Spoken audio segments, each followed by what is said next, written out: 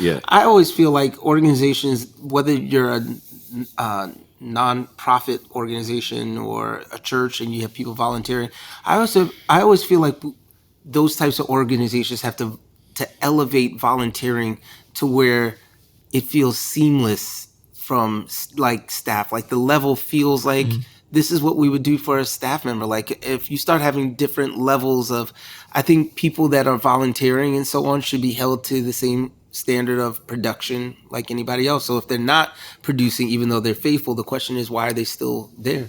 They probably need to just be okay being a congregant or an encourager or something. But I hate the idea of lowering the bar for volunteers.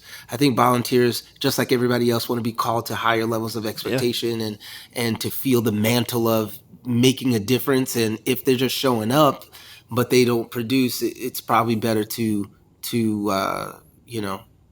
reassign that person to a different role. Yeah, that's good. I don't want to. I feel like I'm talking too much right now, but No. I think about Willie George, who is a friend, and he talked one time about they used to have these huge work days. Well, they started. He got this vision to have work days at church because you have a church, if you have a couple thousand people, just think about the workforce and think about the things you can get done.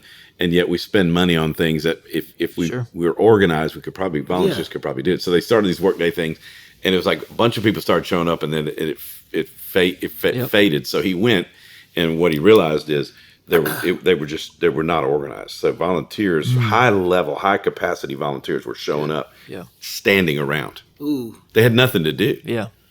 And so they had to break it down. They have job descriptions. They had assignments. And he said, it went through the roof of guys showing up, building and painting. And, this guy's a genius. Willie George is a genius. He has a garden.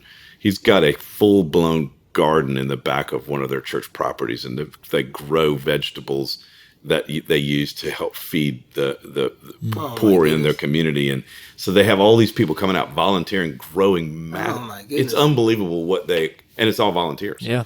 But it's because they're organized and efficient. A high-level volunteer, that sounds wrong, a high-level volunteer. Someone that's busy, they want to know that when they come, their 2 hours is actually going to make a difference. If they're just standing around, they're like, well, I could work at home. I got stuff to do at home. So one way to answer the question would be like, make sure as the leader, you've got some clear training, some clear organization. Yeah.